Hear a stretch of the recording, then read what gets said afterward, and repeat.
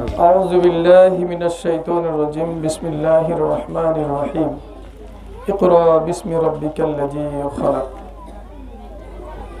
আলহামদুলিল্লাহ সমস্ত প্রশংসা সেই মহান আল্লাহ তাআলার জন্য যেই মহান আল্লাহ তাআলার অশেষ মেহেরবানিতে আজকে আমরা একটি দ্বীনি প্রতিষ্ঠানের দ্বীনি পরিবেশে উপস্থিত হয়ে কিছু দ্বীনি কথা শোনা এবং দ্বীনি কথা বলার এই পরিবেশে আল্লাহ তাআলা আমাদেরকে উপস্থিত হওয়ার তৌফিক দান করেছেন। এই জন্য সবাই পড়ি আলহামদুলিল্লাহ। শতকোটি দুরূদ ও সালাম অবতীর্ণ হোক মানবতার মহান শিক্ষক, মানবতার মুক্তির দূত, যিনার শাফায়াত ছাড়া কিয়ামতের ময়দানে আমরা কেউ মুক্তি পাব না, সেই রাসূল সাল্লাল্লাহু আলাইহি ওয়াসাল্লামের প্রতি দুরূদ ও সালাম অবতীর্ণ হোক। সবাই পড়ি সাল্লাল্লাহু আলাইহি ওয়াসাল্লাম। আল্লাহুম্মা সাল্লি আলাইহি আল্লাহুম্মা বারিক আলাইহি। প্রিয় উপস্থিতি, আজকে আমরা যে প্রোগ্রামে উপস্থিত হয়েছি এটি হচ্ছে একটি দ্বীনি প্রতিষ্ঠানের প্রোগ্রাম। আপনাদের সামনে ছোট্ট একটি আয়াত তেলাওয়াত করেছি। আল্লাহ তাআলা বলছেন যে ইকরা বিসমি রাব্বিকাল্লাযী খলাক। বিগত আলোচকরা এই আয়াত সম্পর্কে আলোচনা করেছেন। আল্লাহ রাব্বুল আলামিন কোরআন মাজিদে অসংখ্য আয়াত নাজিল করেছেন, এর চাইতে অনেক ফজিলতপূর্ণ আয়াত নাজিল করেছেন। এমনও সূরা নাজিল করেছেন যে একটি সূরা যদি 3 বার পাঠ করেন, সূরা ইখলাস 3 বার পাঠ করলে 1 খতম কোরআন শরীফ তেলাওয়াত করার সব পাওয়া যায়।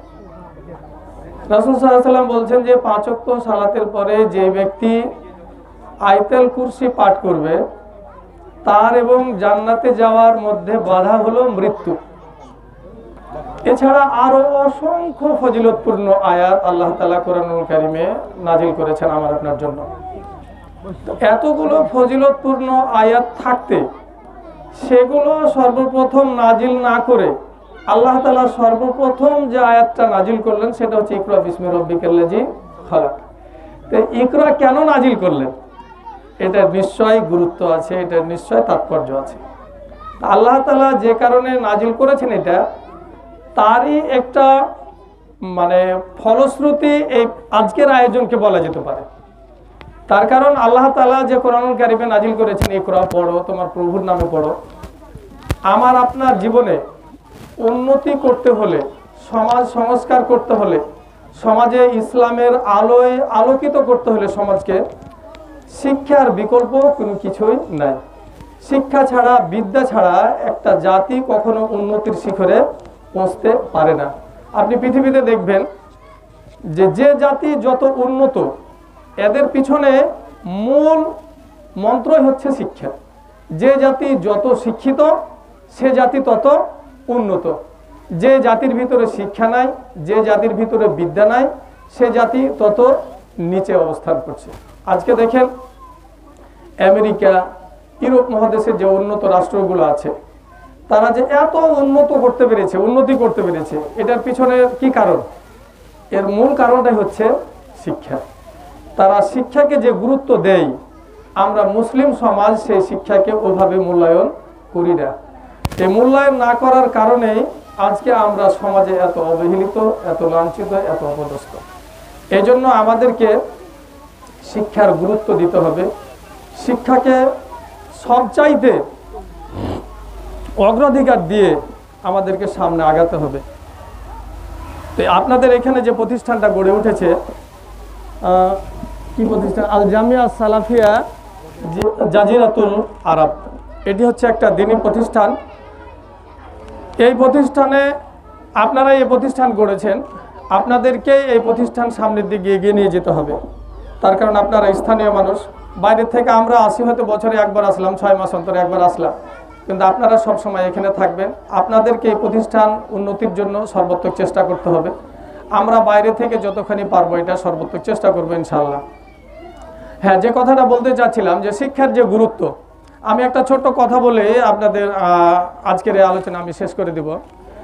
শায়েখ আব্দুর রাজ্জাক বিন ইউসুফ একটা কথা এক ওয়াজে বলেছিলেন যে সমাজে ইসলামকে যদি টিকিয়ে রাখতে হয়, সমাজে যদি ইসলামের আলো ছড়াতে হয়, তো শুধু ওয়াজ মাহফিল, শুধু বক্তব্য, খুতবা দিয়েই কিন্তু সমাজে ইসলাম এবং দিন টিকে থাকবে না। দিন টিকে থাকার জন্য সবচাইতে উত্তম এবং বড় মাধ্যম হচ্ছে শিক্ষা প্রতিষ্ঠান। তার কারণ সমাজে যে বড় বড় আলেমেরা আছে, আমরা যে সমস্ত আলেমদের আলোচনা শুনে থাকি, বক্তব্য শুনে থাকি, বক্তব্য শুনে আমরা যে উজ্জীবিত হই, এই আলেমরা একদিন থাকবে না।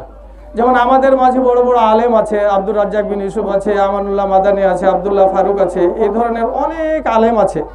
এই আলেমরা দিনের জন্য অক্লান্ত পরিশ্রম করছে, দিনের জন্য যে খেদমত করছে, এই খেদমতের কারণে সমাজ আলোকিত হচ্ছে। কিন্তু দেখা যাবে যে এখন থেকে নিয়ে 10 বছর পর, 15 বছর পর, 20 বছর পর এই আলেমরা দুনিয়া থেকে চলে যাবে। তার কারণ পৃথিবীতে কেউ স্থায়ী না। আমরা যারা পৃথিবীতে এসেছি, আমরা জন্মলাভ করেছি, আমাদেরকে একদিন পৃথিবী ছেড়ে চলে যেতে হবে। এই দিন টিকে থাকার জন্য সবচাইতে উত্তম, সবচাইতে বড় মাধ্যম হচ্ছে এই শিক্ষা প্রতিষ্ঠান। সমাজে যত শিক্ষা প্রতিষ্ঠান গড়ে উঠবে, আমাদের এই শিক্ষার মান যত উন্নত হবে, আমাদের সমাজ তত আলোকিত হবে, সমাজ তত ইসলামী শিক্ষায় শিক্ষিত হবে, সমাজে তত আলেম তৈরি হবে। এইভাবেই কিয়ামত পর্যন্ত আল্লাহর দিন আল্লাহর জমিনে টিকে থাকবে।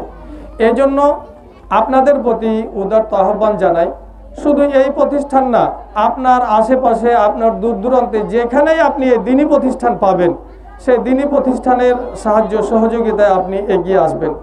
আর আপনাদের যে প্রতিষ্ঠান দেখছি, একটা এলাকায় অনেক জনবহুল এলাকা, এখানে যে প্রতিষ্ঠানটা গড়ে উঠেছে, এই প্রতিষ্ঠানটার অবস্থা খুবই শোচনীয়। আপনারা এলাকায় যারা আছেন, তারা এই প্রতিষ্ঠানটাকে সাহায্য সহযোগিতা করে এই প্রতিষ্ঠানটাকে সামনের দিকে এগিয়ে নিয়ে যাবেন। এই প্রতিষ্ঠান থেকে যেন আলেম তৈরি হয়, এই প্রতিষ্ঠান থেকে যেন দিনের খাদেম তৈরি হয়, এই প্রতিষ্ঠান থেকে যেন হাফেজ তৈরি হয়। এরকম একটা প্রতিষ্ঠান আমাদেরকে গড়ে তুলতে হবে। এই জন্য আপনাদের সকলের সহযোগিতার প্রয়োজন আছে।